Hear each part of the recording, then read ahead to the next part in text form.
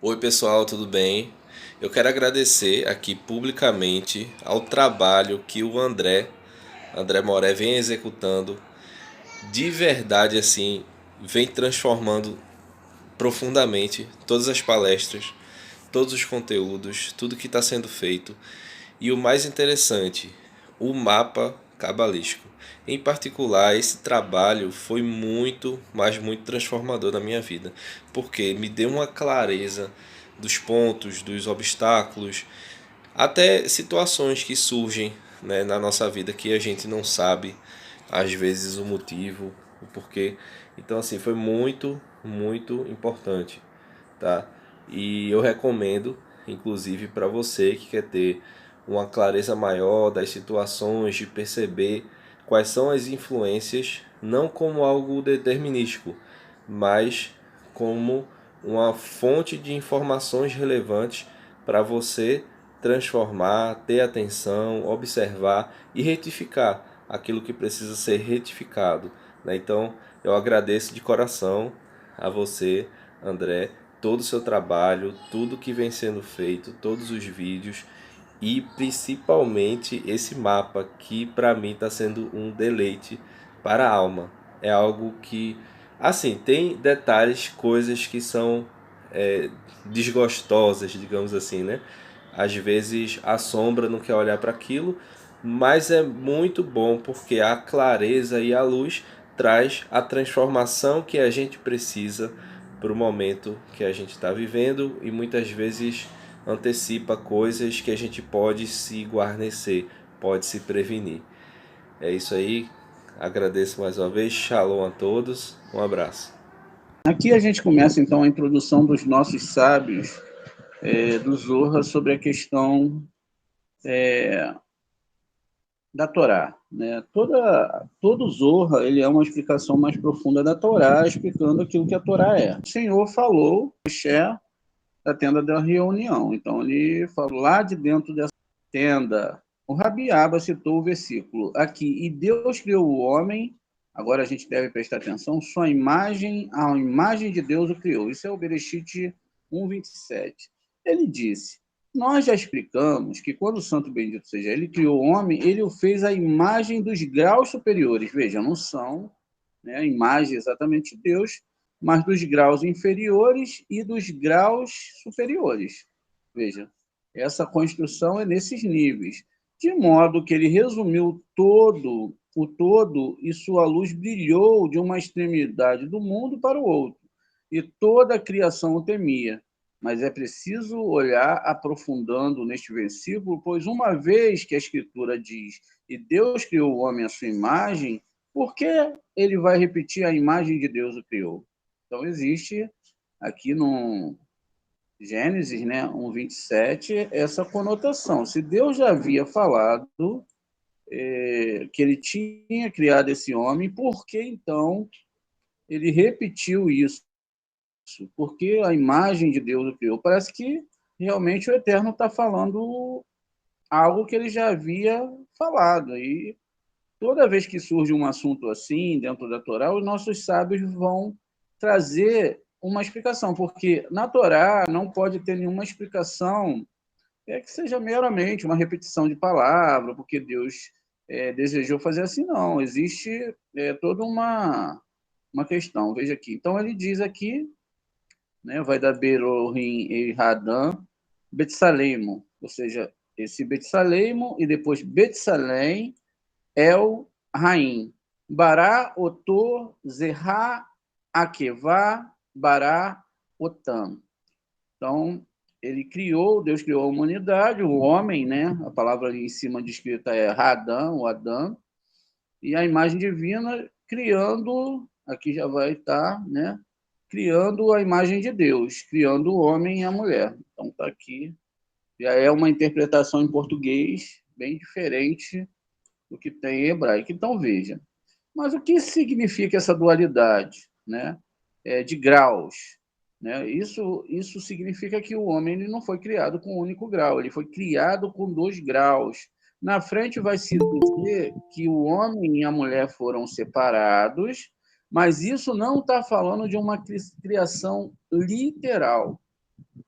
Eu costumo discutir com as pessoas a seguinte parte.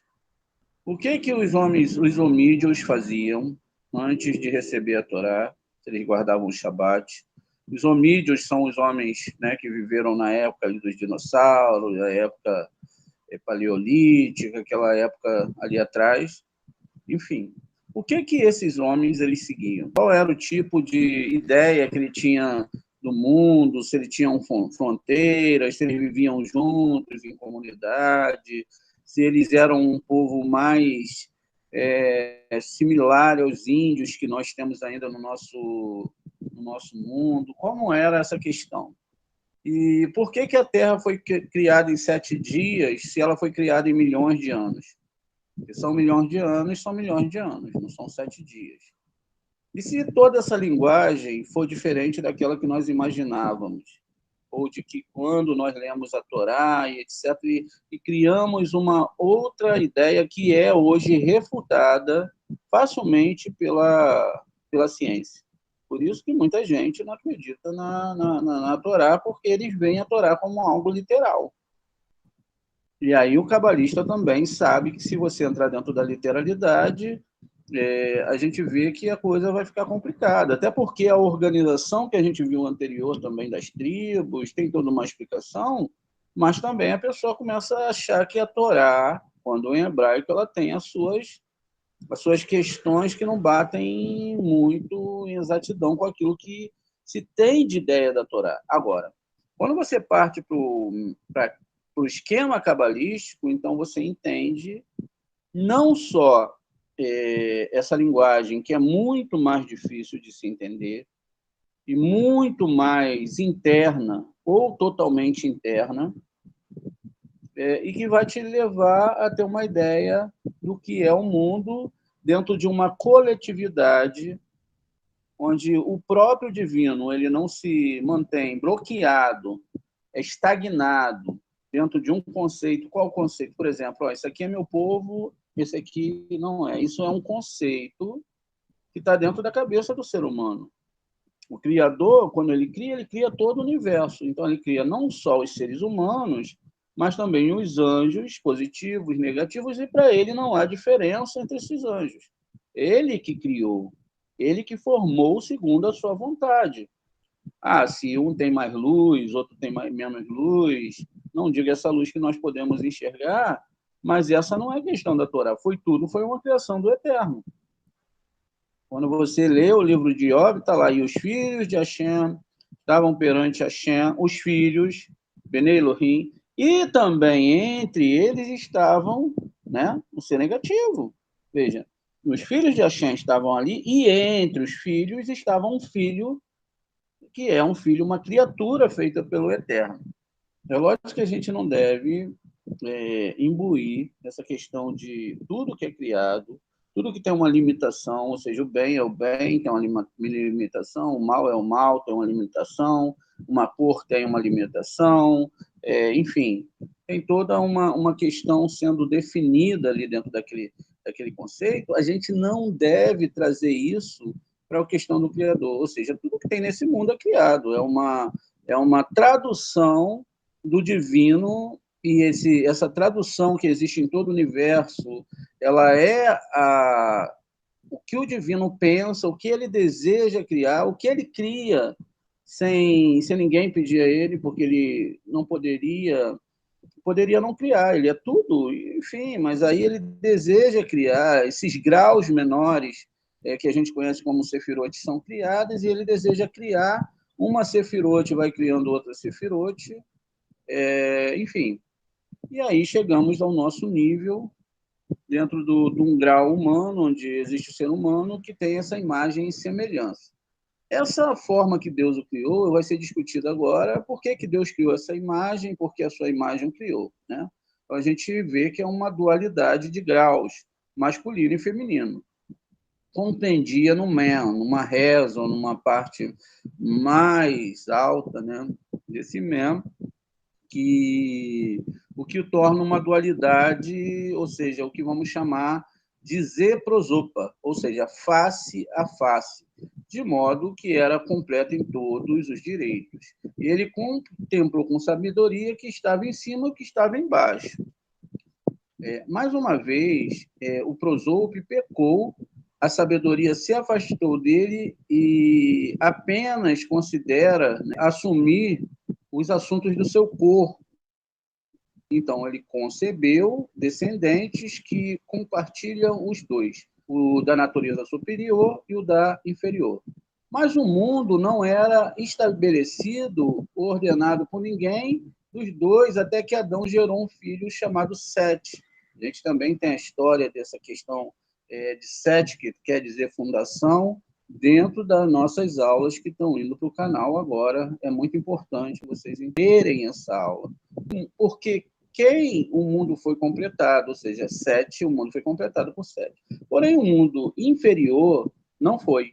Finalmente, concluído, nem foi firmemente estabelecido, até que apareceu Abraham, até que Abraham o segurou com a mão direita, como se segura alguém que está caindo com a mão, né? Então veio Isaac e tomou o mundo pela mão esquerda, estabelecendo ainda mais firmemente.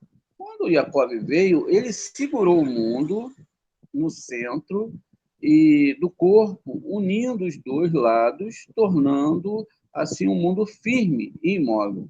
Com tudo isso, não se enraizou profundamente até que nascessem as 12 tribos e seus descendentes, chegando ao número de 70 almas. Nem mesmo então o mundo foi finalmente concluído até que Israel recebeu a Torá no Monte Sinai e foi erguido. O primeiro tabernáculo. Então, todos os mundos foram finalmente estabelecidos e aperfeiçoados, e as criaturas superiores e inferiores foram devidamente fundamentadas quando a Torá e o tabernáculo foram assim estabelecidos. O santo bendito seja ele, desejou rever as forças da Torá e as forças do tabernáculo. Pois uma coisa não pode ser definitivamente estabelecida em seu lugar até que o seu nome tenha sido chamado e atribuído lá. Aquela velha história, você não pode ter um conhecimento, você não pode saber de algo se isso não for esclarecido para você.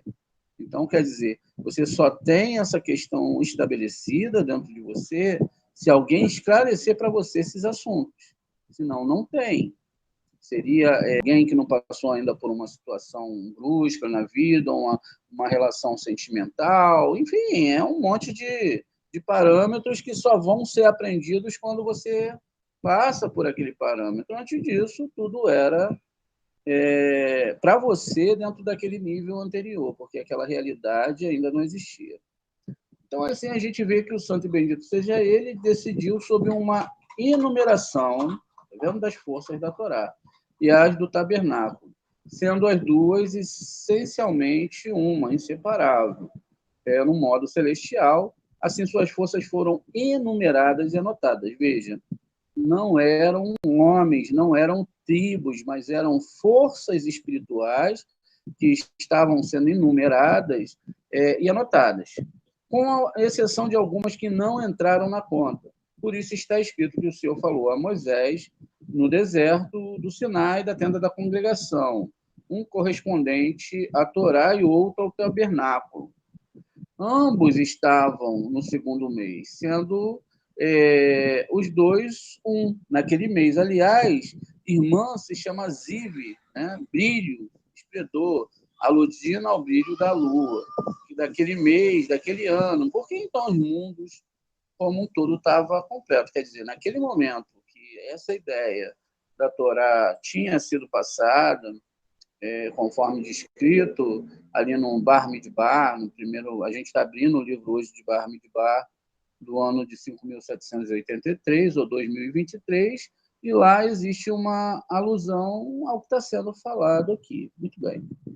Aqui, eis aqui o Adão, né, no nível mais físico, né, e ele é dividido, ou seja, o conceito da divisão ela está ligada ao cérebro do homem. O cérebro do homem ele é composto de um cérebro que tem duas partes, direita e esquerda, e que também, dentro dessas duas partes, existe uma parte menor. Essa parte menor também faz parte, ou seja, desse de um lado direito ou de um esquerdo. Então, o que nós entendemos é que dentro de um ser humano, e agora a gente pula dessas questões tanto femininas como masculinas, é descrito que Adão foi dividido em dois e que essas duas formas, na verdade, agora a gente cita aqui também, não como um planeta, mas como uma questão que existe dentro do homem entre cérebro direito e cérebro esquerdo, ou seja, Rohr, Rimá e Biná. E essa realidade vai existir dentro de todo ser humano. As questões que ancoram o homem e a mulher, elas se dão por conta da diferença de alguns órgãos, não na sua totalidade, mas também dentro de algumas situações químicas, né, que são formadas dentro do homem e da mulher, eles são diferentes por causa disso, na sua visão que eles têm do mundo, na sua visão que eles têm de um todo. Pelo menos é o que se espera dentro de uma realidade mais equilibrada. E o homem e a mulher, então, eles têm as suas características e cada um vai agir segundo aquilo que ele tem a ver com esse mundo, né? Os hormônios, tudo que a mulher tem, tudo que o homem tem, são importantes para cada um desse nível, que não é o que está sendo descrito dentro da Torá, mas sim do nível interno que tem um homem e uma mulher. Esse nível interno, ele é essa questão da capacidade intelectual, e nos dois âmbitos a Kabbalah explica que Adão é o desejo de doar e Rava o desejo de receber. Esses dois aspectos dentro do homem, eles têm que ter uma união, um casamento, desde o momento que ele não impere um sobre o outro. Ou seja, qual foi a questão da Rava ter comido do fruto que é descrito na Torá, metaforicamente, é que ela queria ser realmente igual a Deus, ela queria receber algo que não condizia com ela, e é essa luta entre a vontade de receber e de doar. E aí entra uma questão muito profunda dentro disso, porque se Adão ele foi seduzido não pelo serpente, mas agora por Rava, o desejo de receber, que havia sido seduzida pelo serpente, isso quer dizer então que ela agora está totalmente numa questão de recepção e se sentiu mal, e o homem também, dentro dessa questão, ele vai estar também agora se alimentando desse fruto. Essa ideia da alimentação traz que a gente, então, fica proibido de comer certas coisas. O que você come não vai fazer parte da sua alma, mas o que você absorve de ideias, o que você de conceitos, inclusive esses conceitos de Torá, essas questões são o que vai fazer você ser um ser diferente ou ser aquilo tudo que as pessoas imaginavam. Então, veja, é criado dentro de um ser humano duas questões, dois lados nessa situação que existe tanto dentro do homem e da mulher. Se um homem e uma mulher fossem estéreis nessa parte, por exemplo, eu não tenho Adão dentro de mim, então eu não tenho vontade de doar, então eu tenho que ter o Adão dentro de mim, ainda que um grau por baixo, alto, vai ter dentro de todo ser humano, assim como também a mulher. Se eu não tenho a Rava, eu não tenho como ter uma alma completa. Então, aqui a Torá está falando de um start, onde Deus ele faz um contato com o Da'at, com o cérebro do ser humano, e é dado ali um movimento para toda a criação. Ou seja, se você pega sobre a perspectiva de um animal, qualquer vamos botar um animal inteligente que vive em sociedade, um leão, um gorila, eles têm uma perspectiva de mundo a partir daquilo que o envolve, a partir daquele espaço geográfico que ele vive, juntamente com a sua flora, com a sua fauna. Então, eles sabem ali como eles vão se alimentar. Então, eles aprenderam através desse convívio, milhares e milhares de anos, e aí surge essa vontade, por exemplo, sabe, ele tem que beber água, não sabe? Então, é um desejo que ele sabe que o seu organismo necessita disso. O gorila, ele caça, assim como o leão, né? Eles se juntam para fazer essa caça e etc. Então, veja, é um sistema que não é um sistema que não é intelectualizado, é um sistema que tem uma forma de agir, uma forma de existir. O homem ele existia dentro desses padrões até que o Eterno fez contato com a mente do ser humano e formou dentro do ser humano, dentro desse cérebro, dessa biologia, essa questão espiritual. O que faz com que o homem ele salte além daquilo que os animais em si não conseguem saltar. É exatamente por causa dessas partículas, né, que existem de almas dentro do homem que ele consegue, então, avançar nesses pensamentos. E aí é dentro também dessa questão que toda a Torá vai ser designada sempre internamente, ou seja, ela sempre corresponde a um grau interno e nunca é externo.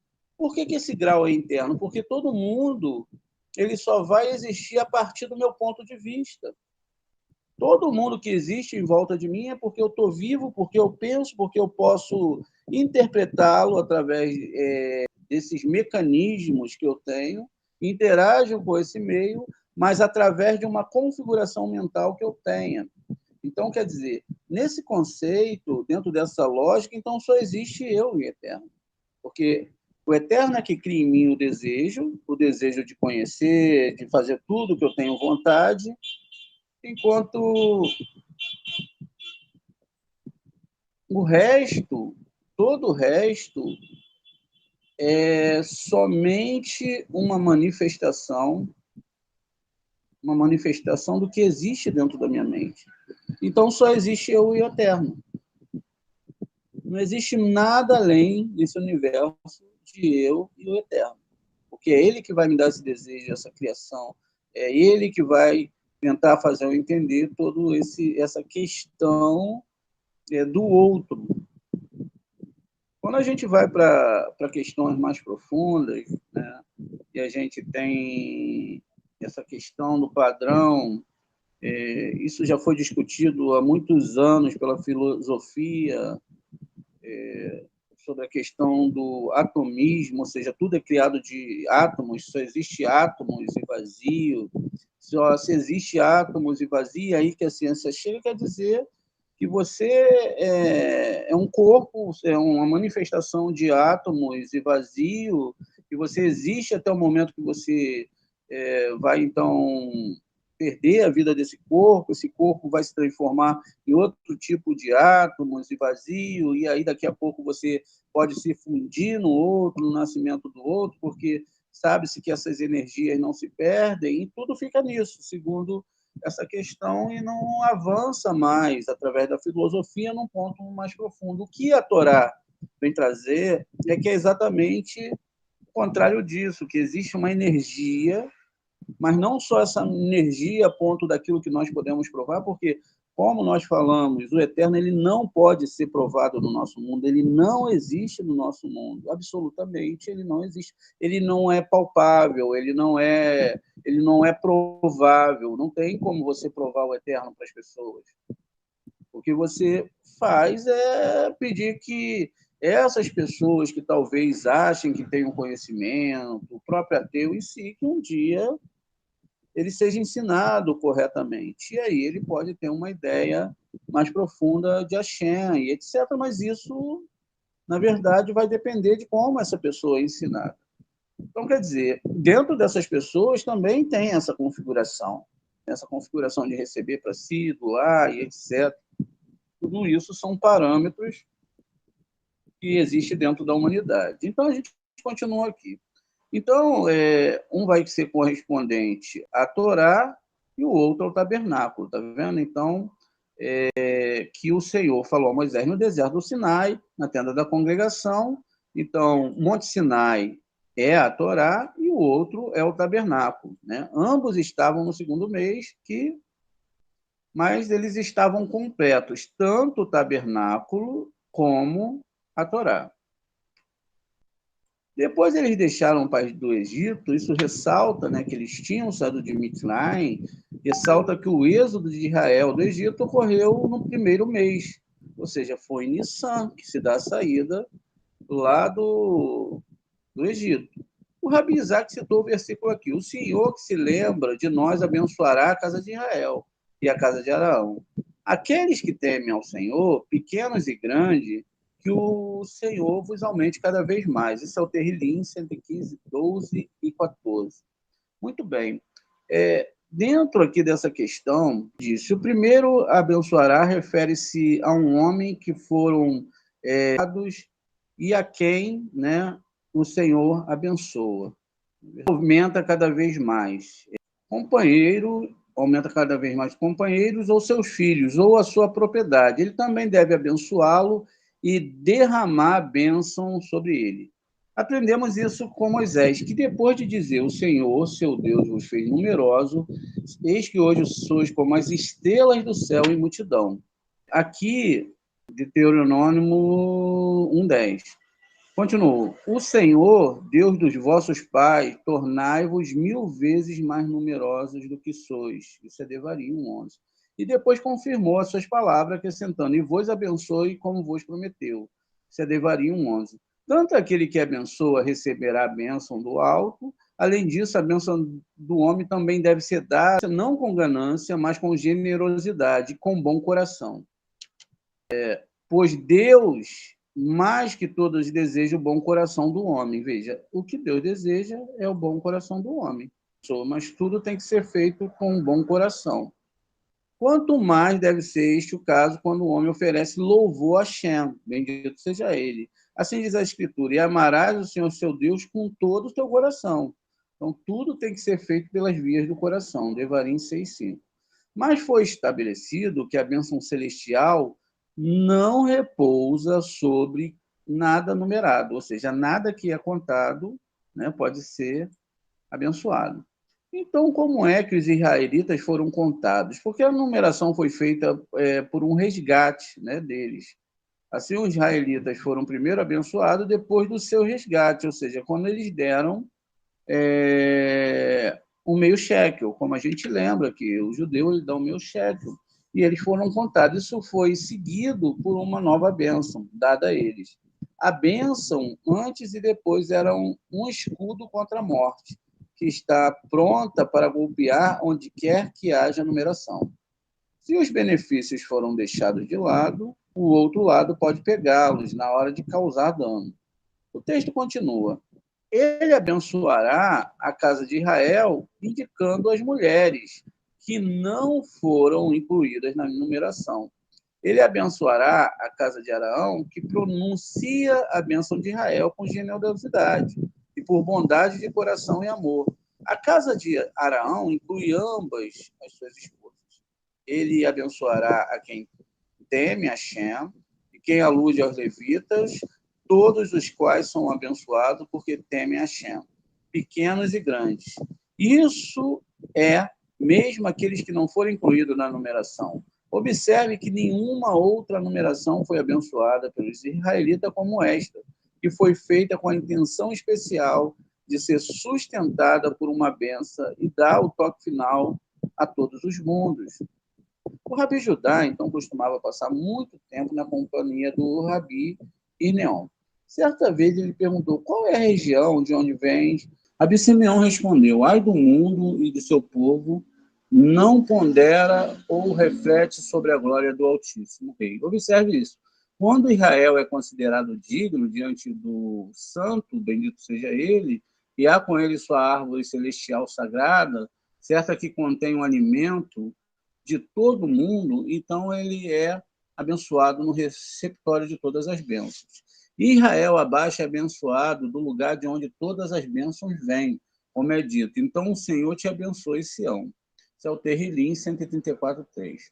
Também como o orvalho de Ormon desce sobre as montanhas de Sião, é verdade que o Senhor ordenou a bênção, sim, a vida para todo sempre. Isso é o Salmos, lá no 133:3. esta também é a luz brilhante do mundo. A Escritura diz: de Siém, perfeição da beleza de Deus brilhou. Salmo 52. É a luz que, uma vez que brilhe, brilhará para todos os mundos. Quando essa luz desperta, tudo será camaradagem comum, sobre o reino do amor universal e da paz. Seus muros haverá paz no céu, paz na terra, e assim a Escritura diz: haja paz de cada homem dentro dos seus muros, prosperidade do seu palácio, cada homem com a sua bandeira, segundo os seus ensinamentos, para a casa de seus pais, os filhos de Israel.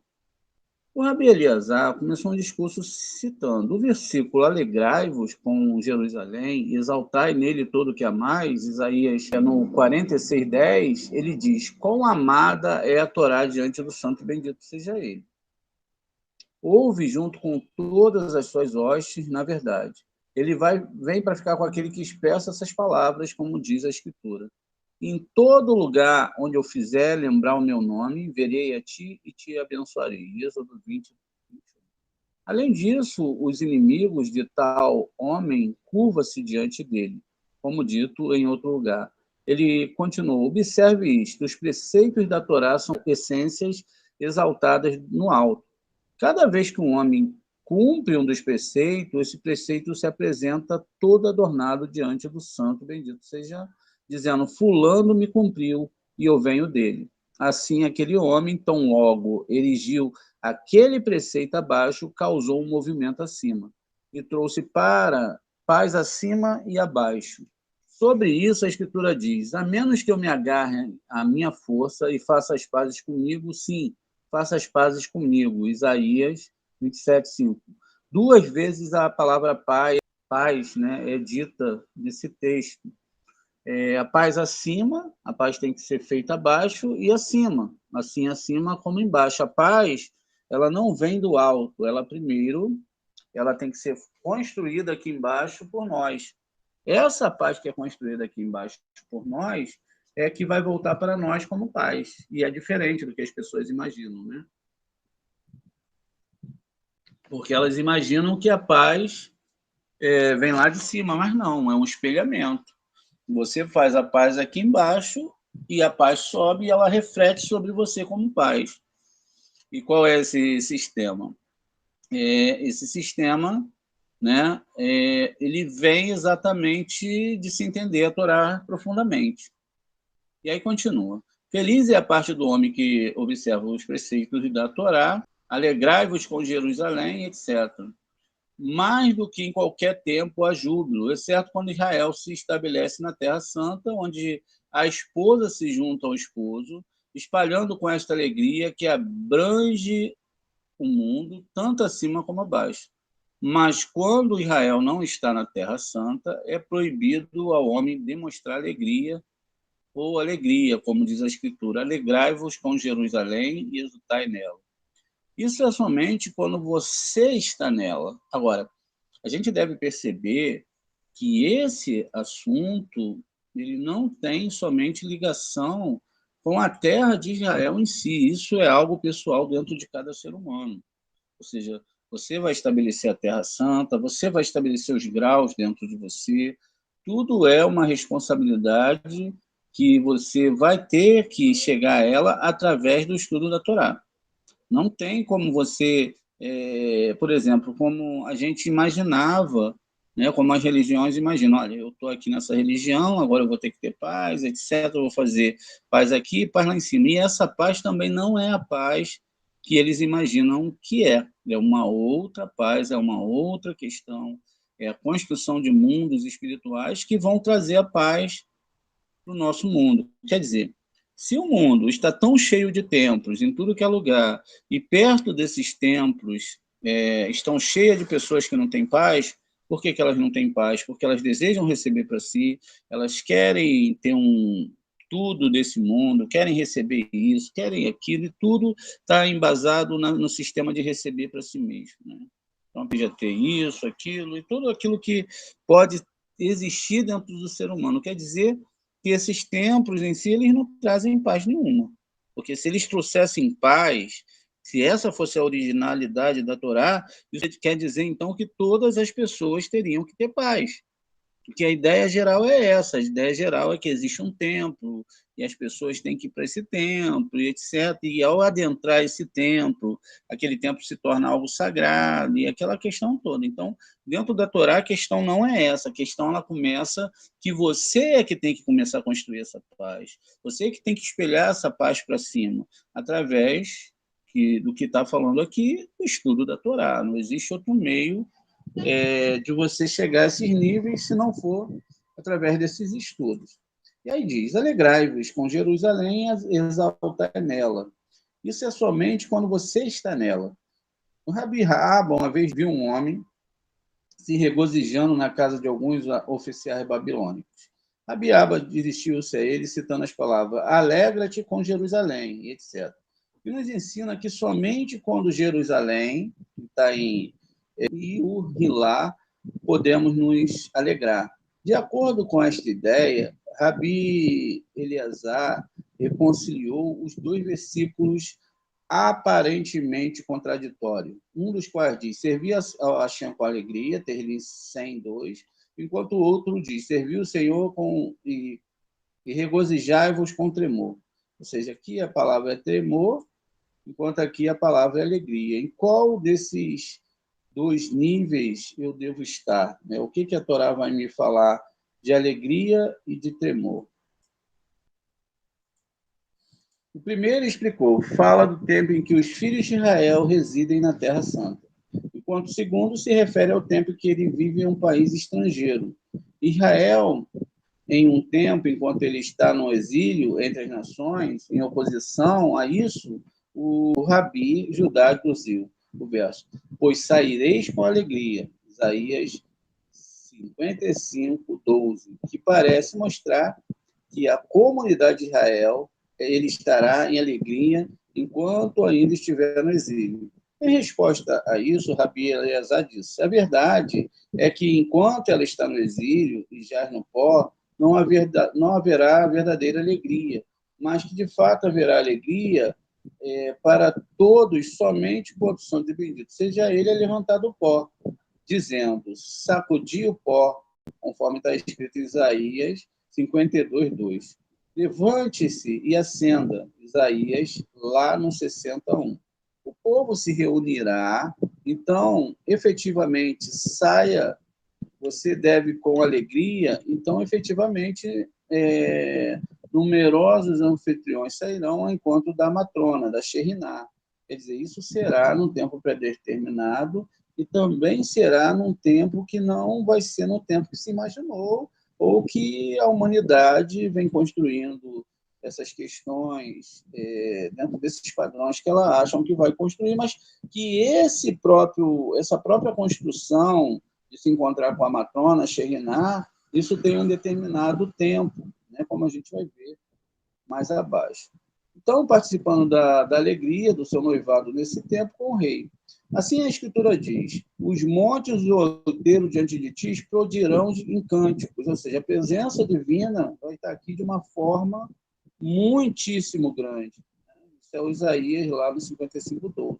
Também porque o Senhor irá diante de ti e o Deus de Israel será a tua retaguarda. Isso aí, Isaías 52, 12. Cada homem com a sua própria bandeira, de acordo com os seus estandartes. Isso quer dizer o quê? Que todas essas bandeiras, todas as tribos, elas vão estar reunidas com os seus estandartes para dar essa partida. Então, a gente entende que existe um momento apropriado, que as tribos vão ter que estar organizadas, porque a gente começou o nosso estudo falando, não é, de um tempo organizado, de um mês organizado, quando isso aconteceria. Então, tudo vai ter um padrão para acontecer. Nada vai acontecer de uma forma aleatória, né? Tudo vai acontecer de uma forma que realmente as pessoas vão poder estarem reorganizadas na sua interioridade e todo mundo vai participar disso. Vamos ver, não existe somente um grupo que vai participar disso. Vamos dar uma olhada aqui no livro de Zacarias, 14. Ó, eis que um dia de Deus está chegando, quando seu dia será dividido em seu próprio meio, né? Seu despojo, perdão, será dividido em seu próprio meio. Pois juntarei todas as nações a Jerusalém, eu juntarei todas as nações a Jerusalém para a guerra, né? A cidade será tomada e as casas saqueadas e as mulheres violentadas, e uma parte da cidade irá para o exílio, mas o restante da população não será arrecadado. Veja, aí a gente tem que usar a linguagem dos ramos aqui, não é? A gente tem que entender o que é Jerusalém, o que é essa palavra guerra, não é? Para que a gente possa entender. Então, o que serão as casas serão saqueadas, o que são as mulheres que a gente acabou de ver na nossa parte anterior da aula, que é o desejo de receber, que elas vão ser violentadas, ou seja, esse ego, esse desejo de receber para si vai ser violentado. Então, veja, tudo isso é uma linguagem metafórica, mas vamos ler aqui, né? E Deus virá e guerreará contra essas nações. Um lutador faz guerra no dia da batalha. Quem virá é o próprio Eterno. Continua. Naquele dia, os pés de Deus estarão no Monte da Oliveira. A gente sabe que Deus não tem pés, né? E também, né, perto de Jerusalém, a leste, no Monte da Oliveira. Dividirá, né, o leste e o oeste, uma parte dos montes se deslocará para o norte e o outro para o sul. Um enorme desfiladeiro nesse dia. Mas, e Deus será soberano sobre toda a terra. Naquele dia haverá um só Deus com um só nome. Né? Não haverá muitos deuses, porque só um nome será o nome de Deus. Então, todo o país se tornará como Arabá. E aí continua. Nunca mais uma destruição será decretada e Jerusalém habitará seguro.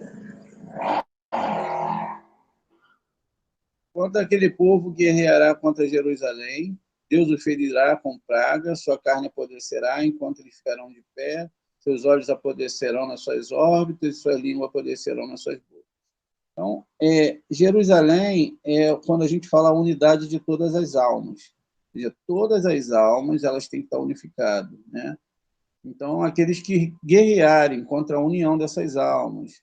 A gente vê isso muito dentro das religiões, né? Que você é da minha religião, você é de tal alma, o outro é de tal alma, e você não é daqui, você é de lá. Isso não existe dentro da Kabbalah. Então, naquele dia, um grande pânico de Deus sairá sobre ele e cada um agarrará a mão do outro. Quer dizer, não vai ter mais guerra. Um vai ter que agarrar na mão do outro e todos levantarão a mão contra a mão de todos, né? Veja. Então, aqui continua, né? Vamos baixar aqui ainda para a gente entender.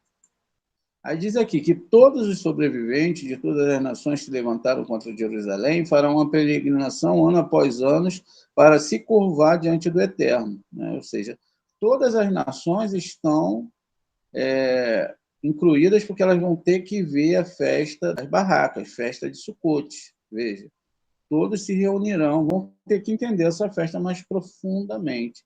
E aí continua, veja, toda a humanidade, todas as pessoas, elas terão que se juntar num só grupo de almas para que elas possam evoluir juntas. Enquanto nós continuarmos fragmentando a Torá, fragmentando os seres humanos, fragmentando os conceitos, criando mais tribos, mais argumentos, mais isso, mais aquilo, porque eu sou da direita, eu sou da esquerda, eu sou vice-versa, eu sou do centro, eu sou da religião Y, X, B, e etc. Tudo isso é um pecado enorme contra o Eterno, contra a sua Torá e contra todas as almas. Shalom.